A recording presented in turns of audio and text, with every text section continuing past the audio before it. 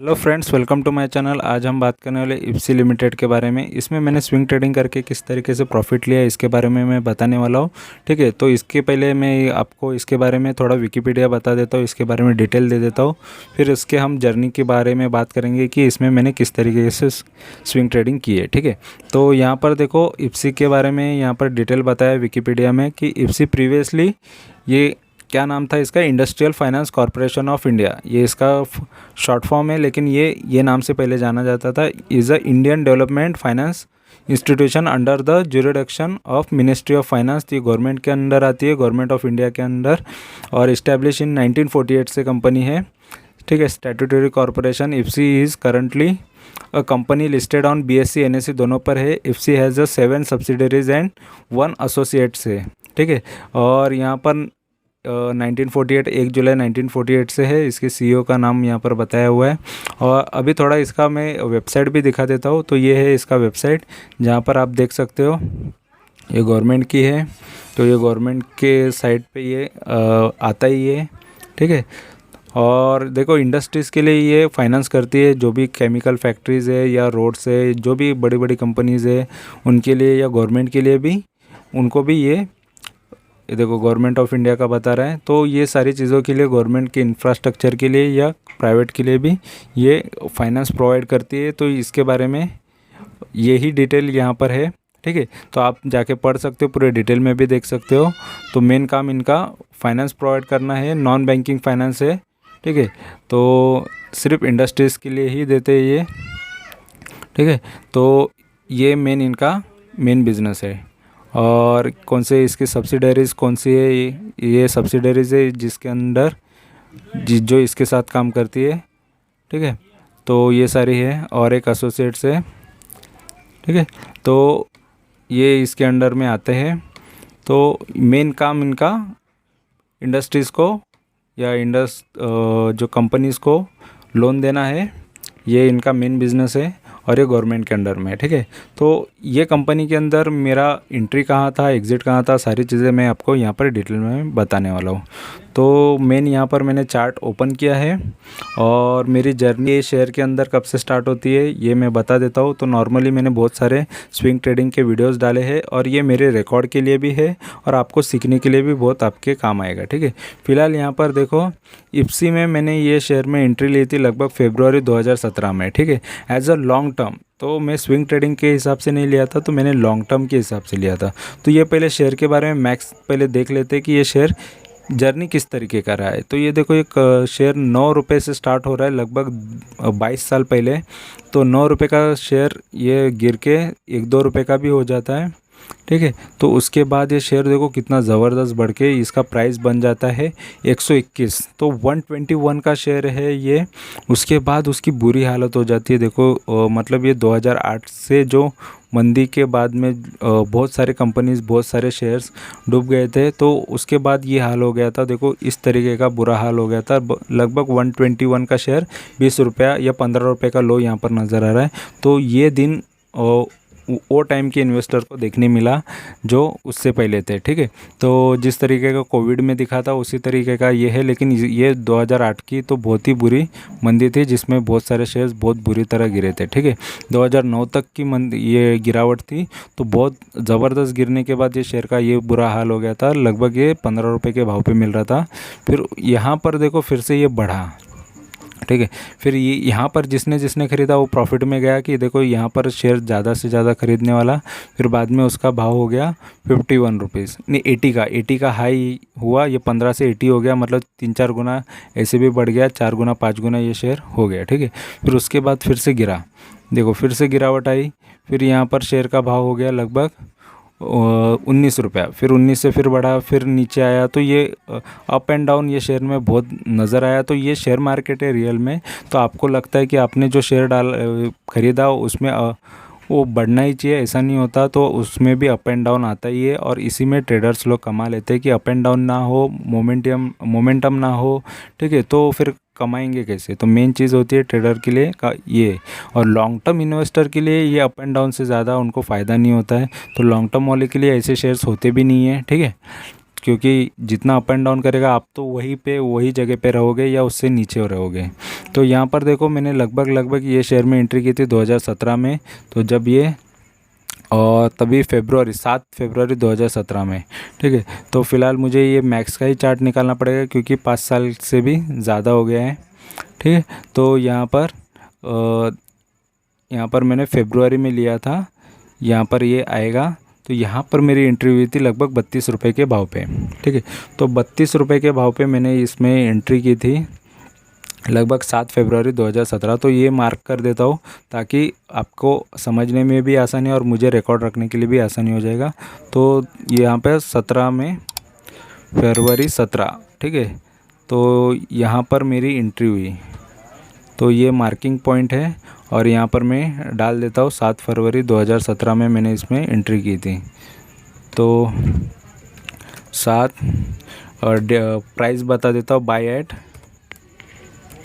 Bye कितने पे किया मैंने, 32 पे, ठीक है। 32 का शेयर मैंने लिया इसको बाय एट, और डेट क्या था 7 फरवरी 2017 में मैंने इसको बाय किया।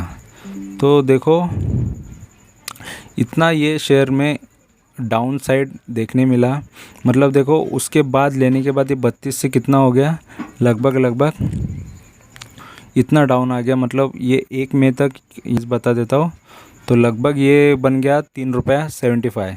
तो इतनी बुरी हालत हो गई है ये शेयर में। यहाँ पर 3 रुपये 10 पैसे का भी दिख रहा है। तो सबसे बड़ा यही लो है जो 2 मार्च को आया, ठीक है। 2 मार्च का लो मैं लिख देता हूँ 3 रुपये 10 पैसा। तो 3 रुपये 10 पैसे का यहाँ पर लो मैं लगा देता हूँ, ठीक है। तो ये होता है शेयर मार्केट में। तो यहाँ पर लो जो मैं लिख देता हूँ 3 रुपये 10 पैसे का, यहाँ पर लो आ गया, ठीक है। लो, ठीक है, एट 3 रुपये 10 पैसे का। और डेट कौन सा है ये भी लिख देता हूँ। तो 2 मार्च का था, तो 2 मार्च 2020, तो 2 मार्च 2020 में इसका लो आ गया था, ठीक है। तो ये लो है और ये शेयर ने मुझे इतना लो दिखा दिया। मतलब ये गिरावट कितनी है ये भी मैं यहाँ पर आपको दिखा देता हूँ। तो लगभग ये गिरावट यहाँ पर मैं आपको बता देता हूँ, 3 रुपये 10 पैसा। यहाँ पर ओनली 3 भी लिख दूँ तो भी चलेगा, लेकिन यहाँ पर वहाँ से यहाँ तक आया तो मतलब गिरावट कितनी की है ये इम्पोर्टेंट, मेरा लॉस कितने का यहाँ पर नज़र आ रहा था ये इम्पोर्टेंट होता है। तो यहाँ पर देख लो 32 का शेयर अगर 3 रुपये हो जाता है, ठीक है, तो लगभग 90% का ये मेरा लॉस है। तो ये 90% में यहाँ पर लिख देता हूँ, ठीक है। तो देखो 90% तक मैंने लॉस शेयर में देखे हैं बहुत सारे शेयर्स में। तो ये जो लो है ये लगभग ये है 90% का मेरा लॉस। तो यहाँ पर मैं लिख देता हूँ 90% का मेरा लॉस यहाँ पर हो गया था, ठीक है। दिख रहा था, हो गया था मतलब मैंने लिया नहीं 90% लॉस, क्योंकि मैं हारता नहीं हूँ और जब तक कंपनी नहीं डूब जाती या मैं डूब नहीं जाता कम से कम लगा रहता हूँ, ठीक है। तो यहाँ पर 90% का ये लॉस यहाँ पर मुझे दिख रहा था। तो ये 90% का लॉस कोई भी देख के डर जाता, लेकिन मैं यहाँ पर डरा नहीं, बोला कि जो भी है ये शेयर में। फिर मैंने स्विंग ट्रेडिंग कब से स्टार्ट, देखो 2-3 साल में तो मेरा लॉस ही दिख रहा है। मतलब लगभग 3 साल होल्ड किया लॉन्ग टर्म का सोच के, लेकिन ये शेयर ने तो मुझे लॉस दिखाया। इसने बीच में कितना गया था 32 से, ये समझ लो 34 ही गया था डाउन आके, बट प्रॉफिट नहीं दिखा, ठीक है। फिर लेकिन मैंने फिर उसको 2017 में फिर से एक बार ख़रीदा था 18 अप्रैल को। जो भी मैंने ख़रीदा, जो भी डेटा है वो बताऊंगा। फेब के बाद मैंने 2 महीने बाद फिर से इसको ख़रीदा था 28-29 के भाव पे, 2-3 रुपये गिरा था तब ख़रीदा था। फिर 4 सितंबर 2018 में भी ख़रीद लिया था इसको थोड़ा 16 के भाव पे, ठीक है। 16 साढ़े 16 के भाव पे भी मैंने ख़रीदा था, मतलब लगभग आधा होने के बाद ख़रीदा था, ठीक है। तो 1 साल बाद ख़रीद लिया था सितंबर, 1-1.5 साल बाद सितंबर में 2018 में इसको सितंबर 2018 में इसको मैंने ख़रीद लिया था। ये जो डाउन है यहाँ पर मैंने ख़रीद लिया था, ठीक है। तो यहाँ पर 16 साढ़े 16 के भाव पे मैंने इसको ख़रीदा था। फिर सितंबर में और ख़रीदा 15 के भी भाव पे ख़रीदा। फिर अक्टूबर में उसको 12 साढ़े 12 के भाव पे ख़रीदा अक्टूबर में, ठीक है। ये अक्टूबर में 12 साढ़े 12 के भाव पे ख़रीदा। फिर उसके बाद मैंने डायरेक्ट दिसंबर में ख़रीदा, जो जब से मैंने स्विंग ट्रेडिंग चालू किया, क्योंकि बहुत सारे शेयर्स मेरे गिरे थे। तो मेन चीज़ मेरी यहाँ से स्टार्ट हुई कि मेरी स्विंग ट्रेडिंग की आफ्टर कोविड के बाद, कोविड जो सिचुएशन आया उसके बाद जो बहुत सारे शेयर्स मेरे गिरे थे, तो मैंने मेरा लॉन्ग टर्म का जो सोच था उसको मैंने चेंज करके मैंने उसको स्विंग ट्रेडिंग के हिसाब से सोचा कि इतने सारे शेयर्स गिरे, अभी एक एक करके निकालूंगा। तो सबको एक एक करके निकाल रहा था और इसका टाइम आया दिसंबर में, ठीक है। तो कोई मार्च में निकालना चालू किया, कोई जून में, कोई मई में, कोई जुलाई में, अगस्त में, कोई सितंबर में। तो इसकी बाइंग मैंने दिसंबर से चालू की, दिसंबर 2016। तो यहाँ पर मैं लिख देता हूँ दिसंबर 2016, ठीक है। तो दिसंबर 2016 से मैंने कंटिन्यूसली इसमें बाई करना चालू किया और तभी भाव था लगभग 9 रुपये 70 पैसे का यहाँ पर भाव था। तो मैं 9 साढ़े 9 रुपये से मैं 9 रुपये 70 पैसा लिख देता हूँ। तो मैं यहाँ पे बाइंग करना चालू किया, यहाँ पर मार्किंग भी कर देता हूँ, ठीक है। तो लगभग यहाँ पर मैंने दिसंबर से कंटिन्यूसली बाई करना चालू किया यहाँ पर, ठीक है। तो यहाँ पर 9 दिसंबर 2000, ठीक है। तो लगभग यहाँ पर लिख देता हूँ बाइंग फ्रॉम कौन से प्राइस से स्टार्ट किया मैंने, 9.70 से, हाँ, और 9 दिसंबर 2020, ठीक है। तो 9.70 से 9.70 से मैंने बाई करना चालू किया और ये डेट क्या था, कंटिन्यूसली बाई करना चालू किया और लगभग ये 2017 था, ठीक है। तो ये यहाँ पर मैं लिख देता हूँ और यहाँ पर मैं मार्क भी कर देता हूँ ताकि आपको समझ में आए, ठीक है। तो ये इसका है, तो मैं इसको कंटिन्यूसली बाई कर रहा था, उस वजह से इसका ये प्रॉफिट हुआ, ठीक है। तो उसके बाद ये शेयर देखो 9.70 से मैं इसको कंटिन्यू बाई किया 9/12/2020 से। उसके बाद ये कंटिन्यू जब जब ये डाउन भी आया, 8 रुपये तक भी आया था, तभी भी मैं बाई करते गया, इसको बहुत बाई किया, बहुत ख़रीदा और एंड में मैंने इसको कितने पे बेच दिया। तो इसमें बहुत मेरी बाइंग हुई, बहुत ख़रीदा ये शेयर को और लगभग मैंने इसको 13.70 पे इसको मैंने बेच दिया, 13.70 पे मैंने इसको निकाल दिया, ठीक है। तो 13.70 पे लगभग मैंने इसमें कितने परसेंटेज प्रॉफिट लिया ये भी बता दूंगा, लेकिन 10 मार्च 2021 में मैंने बेचा। तो ये जो हाई दिख रहा है यहाँ पर मैंने बेच दिया, तो इसको मार्क कर देता हूँ, ठीक है। तो यहाँ पर ये पॉइंट पे मैंने बेच दिया, ठीक है। तो सोल्ड एट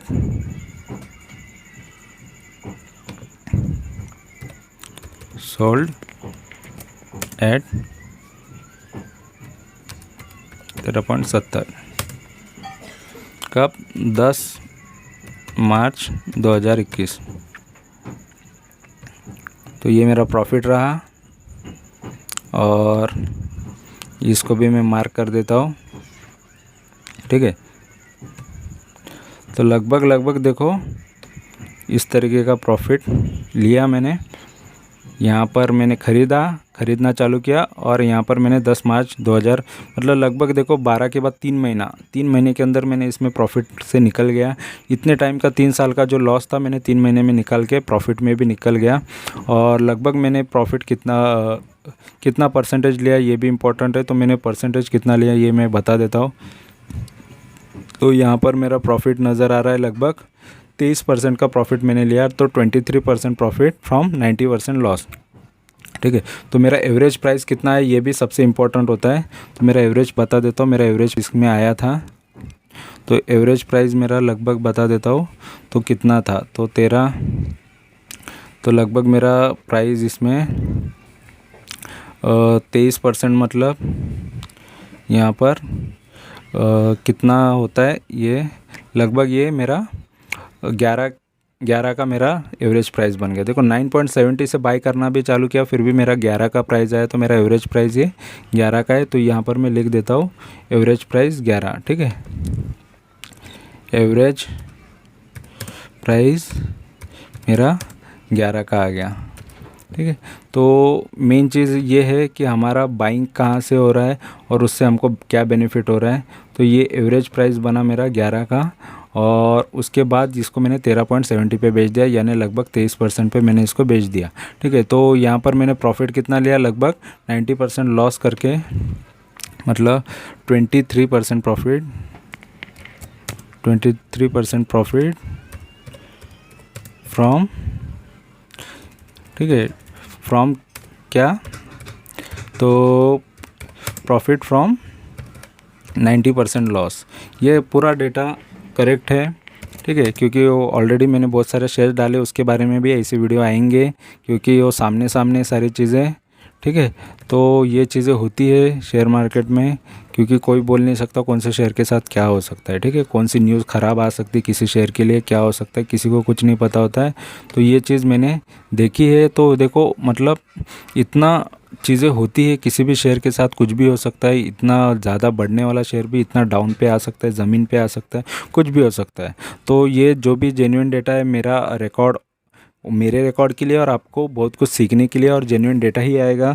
कोई ये चीज़ें आपको खुद की चीज़ें नहीं बताते बैठेगा, आपको ये ले लो वो ले लो मल्टीबैगर सारी चीज़ें बताएगा, लेकिन ये सारी चीज़ें शेयर मार्केट में क्या होता है वो नहीं बताएगा। तो ज़्यादा ब्लाइंडली ट्रस्ट मत करो, थोड़ा थोड़ा कोई शेयर को ख़रीदना है तो सही टाइम पे सही क्वांटिटीज़ खरीदो, और उसके बाद भी शेयर गिरे तो अभी भी ख़रीदने के लिए, या शेयर अच्छा है या नहीं ये भी पता होना चाहिए। तो मेरे चैनल पे मोस्ट ऑफ अच्छे शेयर्स आपको बताए जाएंगे। फ़िलहाल अभी भी जितने भी शेयर्स मैंने स्विंग ट्रेडिंग में प्रॉफिट लिया है ये तो मेरे पुराने शेयर्स है। अभी जितने भी शेयर्स मैंने बताए हैं मेरे स्टॉक टॉक में बता के रखे, और उसमें ज़रूर प्रॉफिट की वीडियोस सामने ला रहा हूँ, और जो भी अभी नए प्रॉफिट्स आएंगे उसके भी वीडियोज़ आएंगे, और उसके बारे में भी मैंने ऑलरेडी वीडियोज़ बना के रखे हैं, ठीक है। तो स्टॉक टॉक में जो भी शेयर्स बताए वो मेरे पोर्टफोलियो के शेयर्स है, और उसमें प्रॉफिट के वीडियोस ज़रूर आपको आगे देखने मिलेंगे। तो वीडियो अच्छा लगा है तो ज़रूर चैनल को सब्सक्राइब करो, लाइक करो, दोस्तों के साथ शेयर करो, ठीक है। तो सब्सक्राइब करने में बिल्कुल कंजूसी मत करो, क्योंकि सब्सक्राइब करने में कोई घाटा नहीं है। तो thank you very much for watching my video. Thank you, bye bye.